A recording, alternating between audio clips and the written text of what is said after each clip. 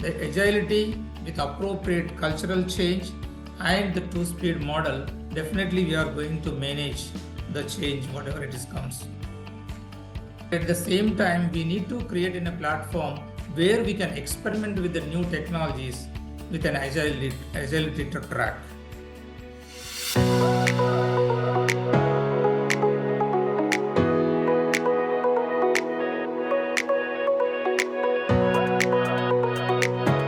Hello and welcome to FaceTime with Leaders by Directors Institute, World Council of Directors. I'm Sunny Pancholi, your host, and today we have an absolute powerhouse of a guest, someone who has redefined digital transformation and enterprise IT on a global scale.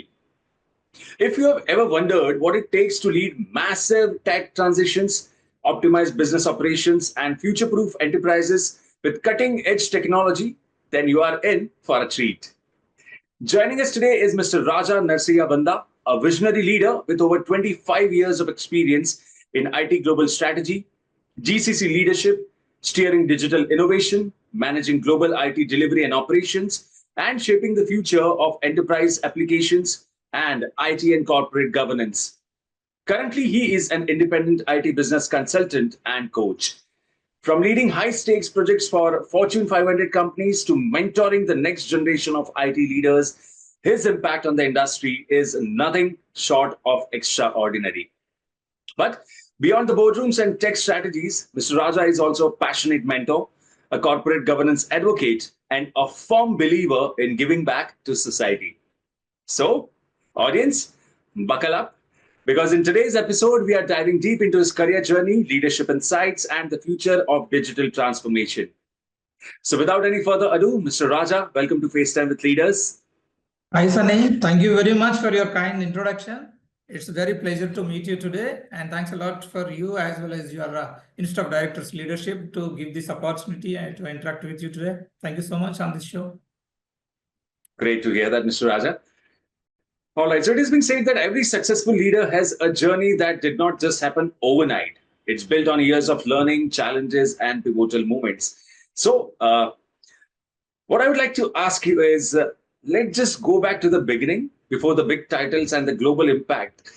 What was that first spark that set you on this path, and how did your career journey unfold from there? Yes, Sunny. Thank you so much once again. So before we go to my professional journey, just I thought of, giving a little background about my family and education. So I came from a village background with a humbly family background. I completed my education until 10th standard in my village. After that, so I came to Hyderabad, my engineering studies. As you know, teachers and parents are going to make a lot of impact in our life in shaping our personality, behaviors, and characters. While I was in the school, one of my teachers, especially the Telugu teacher, is really teach a value system a lot, as he strongly believes the value system is going to play a dynamic role or an important role in shaping and giving a success as well as growth for an individual. That really shaped my character, my behavior a lot. It's really helped me a lot. Meritorious students. So that has really helped me a lot in building my entire career in the first class.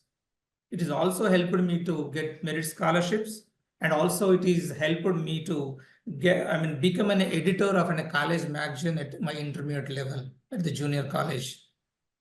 After that, I came to my engineering education.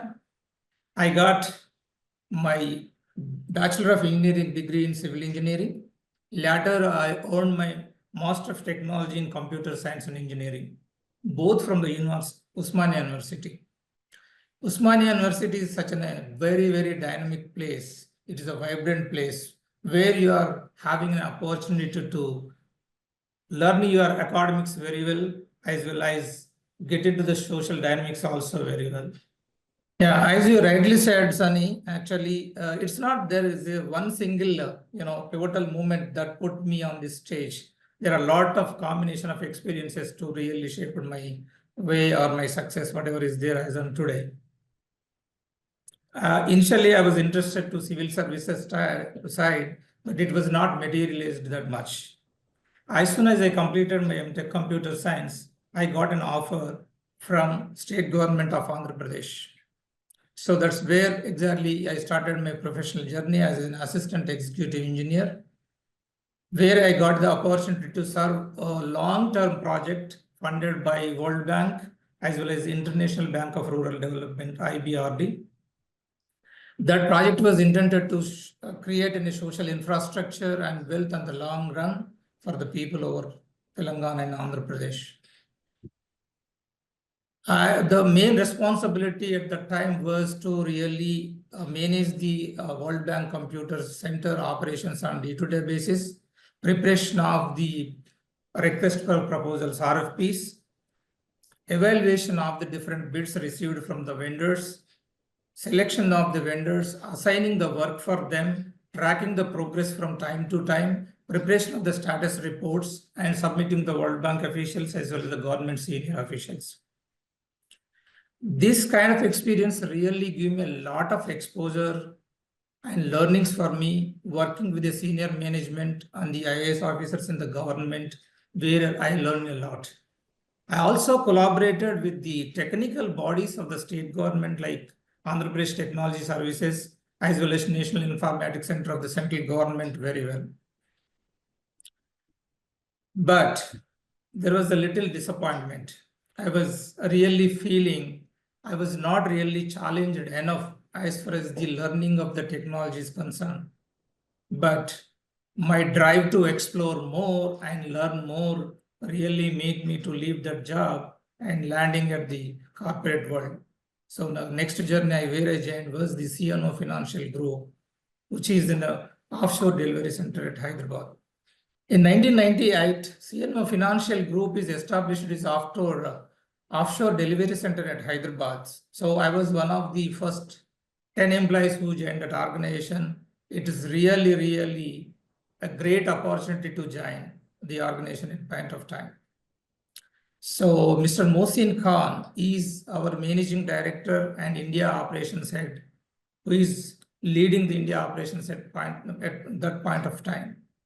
After that, he really became my guru and mentor and source of inspiration for me to really build my leadership from the technical aspects as well as the business strategic leader aspects.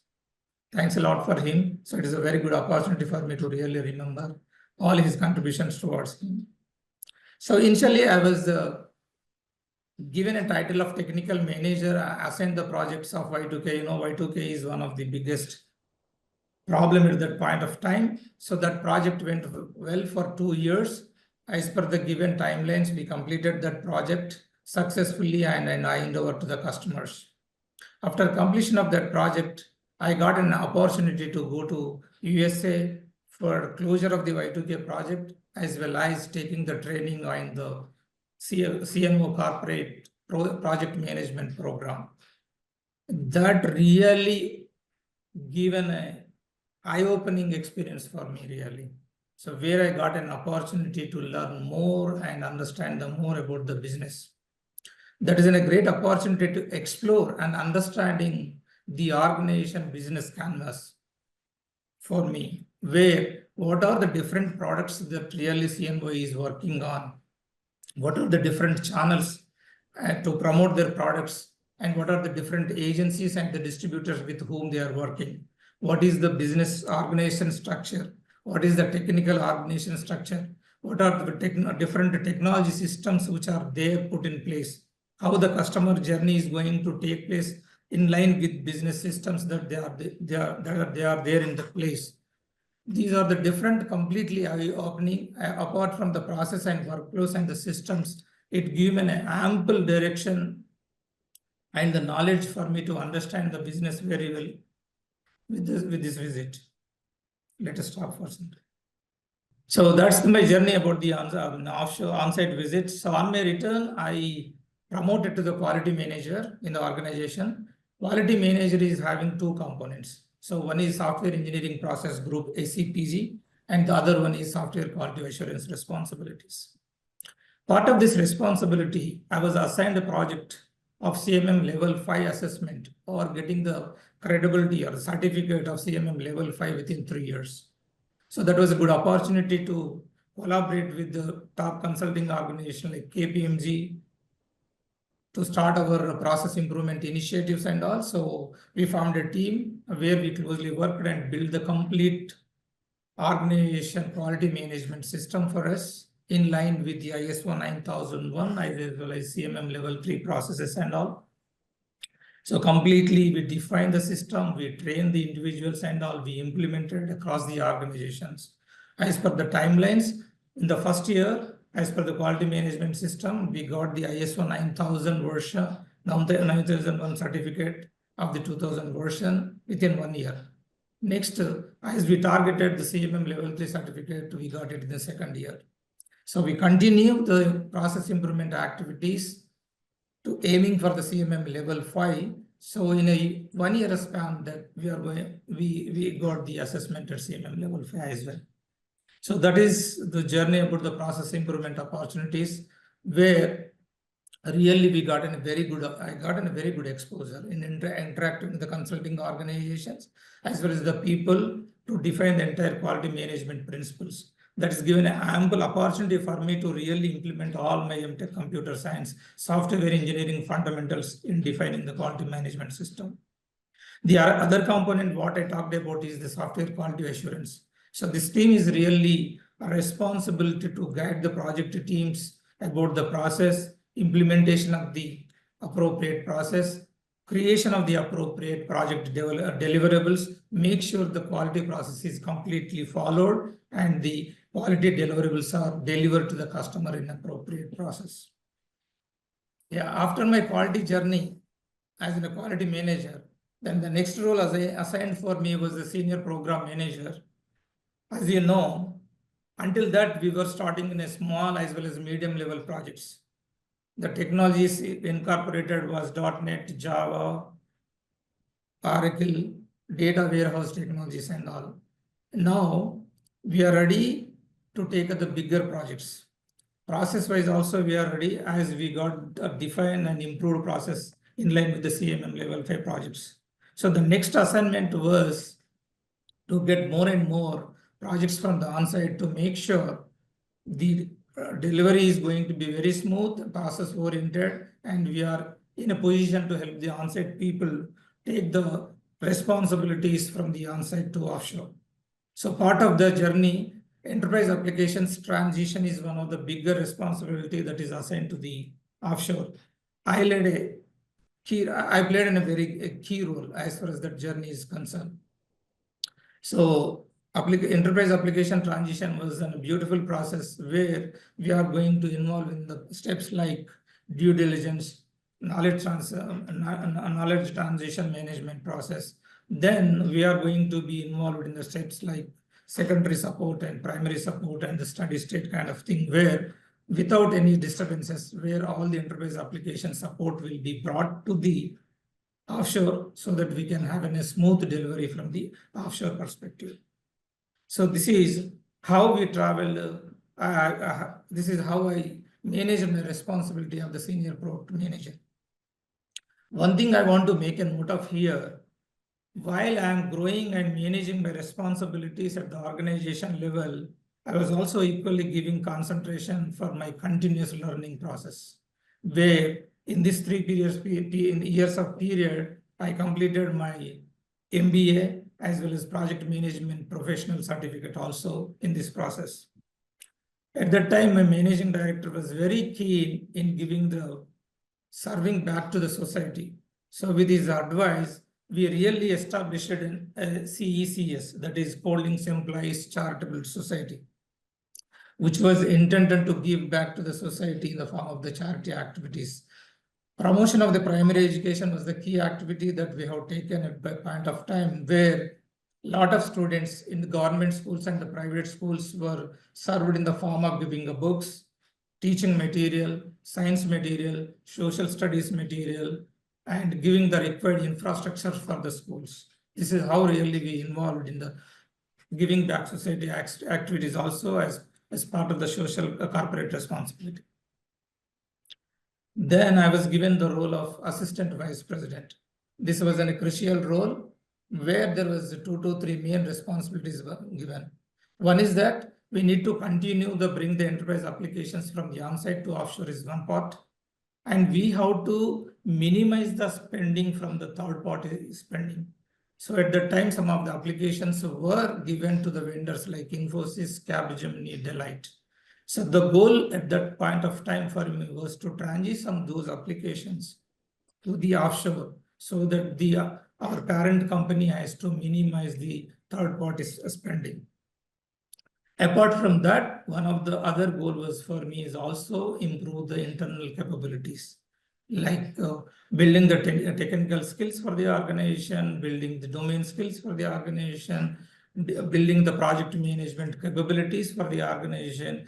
So English improvement is also one of the key aspect as far as the offshore delivery center is concerned. So apart from continuing my journey in building the delivering the technical deliverables, has also worked equally on the building the internal capabilities as well. Then there was in 2012 where I got a real tremendous opportunities to completely lead the organization as a managing director and India delivery head when my previous managing director was leaving the organization. That was really a great opportunity to really learn technical delivery as well as India operations for me. I was really closely associated with the senior management, right from the CEO, CIO to CXO and the senior vice presidents at the onsite and as well as the business leaders. I was involved in the strategic meetings of the IT business as well as strategy meeting of IT. It is given also ample responsibility to interact and collaborate with external consulting agencies like Deloitte, Allsbridge, and KPMG to take some of the external services from them and all. It has also helped me to really look into this. So far, I was really managing the IT operations, but there was an ample opportunity for us to look after the supporting organizations, whether it is in HR, the training, or L&D, facility management, network, and administrative, and day-to-day administrative departments like finance and all. So I'm having that is a great opportunity where I can see and learn the 360 degrees point of view of the IT organization. One important other learning for majorly for us is the corporate governance. So I was into the board member of the CNYT services, where I got an opportunity to really look into the corporate governance activities, statutory reporting activities, and managing learning the governance practices as well as. So that's how I learned a lot, giving my services as an India head as well as managing director. Then it was acquired by Cognizant in 2015. I was there with the Cognizant for 1 year, mostly serving in the transition as well as the change management activities. After that, I left the Cognizant and joined the Nisum Technologies as a director for global IT delivery, where I built a team of 180 plus people in the organization, mostly serving the top brands of US in retail domain. Thank you. That's such a fascinating journey, Mr. Raja, and it's incredible to see how those early experiences shape your leadership style today. So, Mr. Raja, continuing our conversation, in today's fast-paced digital world, customer expectations are constantly evolving. Everyone wants things faster, smarter, and more seamless than ever before. And you have been at the heart of this transformation, leading global IT delivery for some of the top US retail brands. So, how do you navigate this challenge, ensuring businesses stay ahead of the curve while maintaining stability behind the scenes? Obviously, I think that's a very relevant and pertinent question as far as the digital transformation is concerned.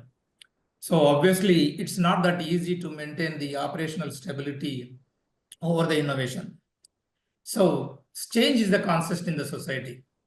As long as you are responding to the change, then only you are going to survive the business. So otherwise, you are not going to. At this point of time, I want to remind the Charles Darwin principle. It is not the species that it is not the strongest species that is going to survive, nor the intelligent one. but it is the one that is going to adapt to the change. So change is part of our life. Obviously, unless we are going to change to the circumstances, it is not going to survive. Same thing applies to the business as well. However, the new technology or the business and technical digital transformation that you are going to bring it, unless you understand it properly and bring the appropriate cultural changes within the organization, it is not going to be success, definitely. So to make it success, the first one is adaptability. So the second one is we need to definitely work with the people, because people are the key. People are the key in implementation of the digital transformation journeys. So as a senior leadership, we have to work on the communication, appropriate buy-in of the people into the process and change the right mindset for the people is the second aspect. Third one is we are not going to balance the stability over the innovation or innovation over the stability. Both are equally important. So especially I adopted the style of the two-speed methodology, where we need to maintain our regular operations in a particular stability, secure platform, where established platform, where the existing operations go very, very smooth. But at the same time, we need to create in a platform where we can experiment with the new technologies with an agility track. So I want to conclude that agility with appropriate cultural change and the two-speed model, definitely we are going to manage the change, whatever it is comes. Absolutely, absolutely, Mr. Raja. And it's fascinating how we have been able to drive innovation while keeping operations running seamlessly, something that so many organizations struggle with. All right, so moving ahead, it's incredible how you balance innovation and efficiency in the corporate world, Mr. Raja. But you have also worked on large scale government projects funded by the World Bank and IBRD, a completely different challenge. So, unlike corporate environments, these projects impact policies and societies at large. How did that experience compare? And did it shape your leadership approach in any way? Great question, Sunny. I think we need to see in the two things in different directions. So it is corporate environment versus the project environment. I mean, government environment.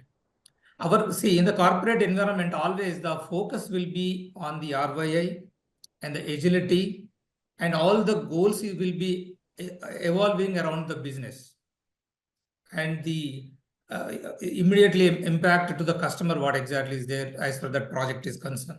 But into the government projects, it's not like this. Whereas the corporate governments is not going to have any social impact. But in the government projects, there is a lot of social impact. For example, and we have to think in a broader perspective to get the buy-in of the broader range of the people as far the government projects are concerned, right? Let us take an example where you are going to implement a project involved in Aadhaar or in a citizen services kind of thing. It's not going to be a simple project where you are going to implement the practices just like a small project.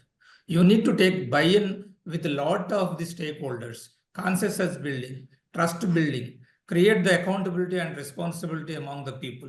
So these are some of the activities in the wider range that we work on before we take up the projects. So as you rightly said, it is not going to be the same for corporate as well as government, but with execution of the government projects, at least I learned, as far as the leadership quality is concerned, definitely there is an opportunity to really play in a social responsibility way to build in a better society, navigate with the complexity and the integrity. Absolutely. And it's incredible to hear how you've adapted your leadership across such different landscapes.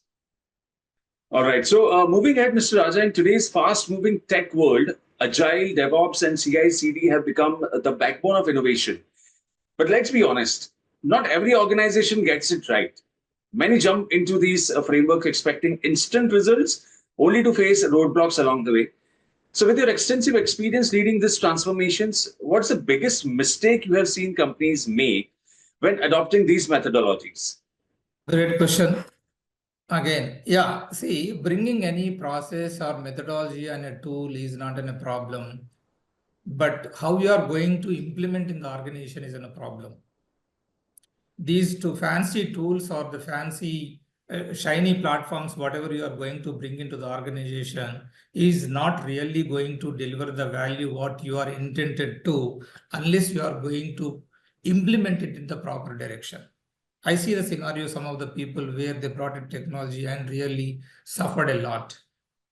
So before implementing, we need to understand these things properly.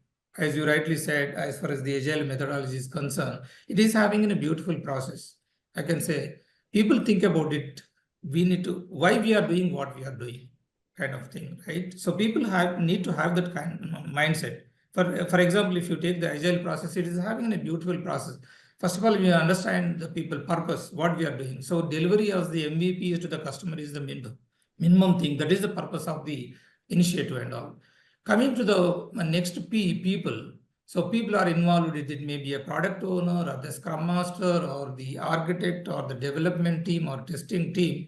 We need to understand the different roles, why they are there, how they are need to collaborate as far as the deliverables are concerned. The next one is the P. It is the process involved.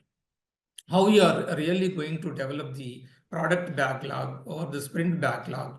How we are going to conduct the day-to-day meetings. It's maybe in a sprint planning or the stand-up meeting or the completion review meeting or the retrospective meetings as far the process is concerned.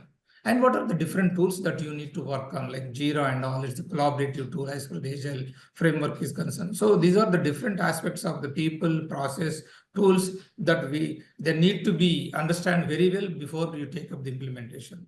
So it is the core responsibility of the leadership to facilitate right environment for learning for them, giving the appropriate trainings for them, building the right culture where buy-in of the people is going to be there. More proactive communication is very, very required. So to conclude, as far this transformation is concerned, transformation is the transformation that you are not going to buy or mandate, but it has to be built in the people of the mind so that you are going to get the intended results. Yep. That's a great perspective, Mr. Raja. So many organizations fall into the trap thinking Agile or DevOps is just about process. When, as you said, it's really about culture and alignment. So moving ahead to my next question, you have had an incredible career, Mr. Raja. But I'm curious to know what's next. With all your experience and expertise, what are the future goals or aspirations that still excites you? Uh, is there a vision you are working towards, something that continues to fuel your passion for innovation and leadership? Thank you, Sunny. That's a very, very thoughtful question. Really. Yep. I know my purpose. Really, I'm working on that. So I said, as far as I'm not just going to be not only concentrate providing the solution, leading in a big projects, but I want to make a lasting impact. So I'm very clear about my purpose and the goals, what I'm going to work on it. So immediately my first priority, which I'm working, is to really coach and mentor the IT leaders and the business leaders as far as my learning is concerned. The second one, I want to establish in a common forum where whatever the experience that I am having in the areas of GCC or the global IT delivery or IT strategy, application transition management, IT budgeting, whatever is there and all. I want to build some of the artifacts as far as the knowledge areas are concerned. I want to share this community. Third one, I'm very, very passionate about serving the organizations on the corporate governance side, because you know that many ill things are happening in the society as far as the corporate government practices are failing is concerned.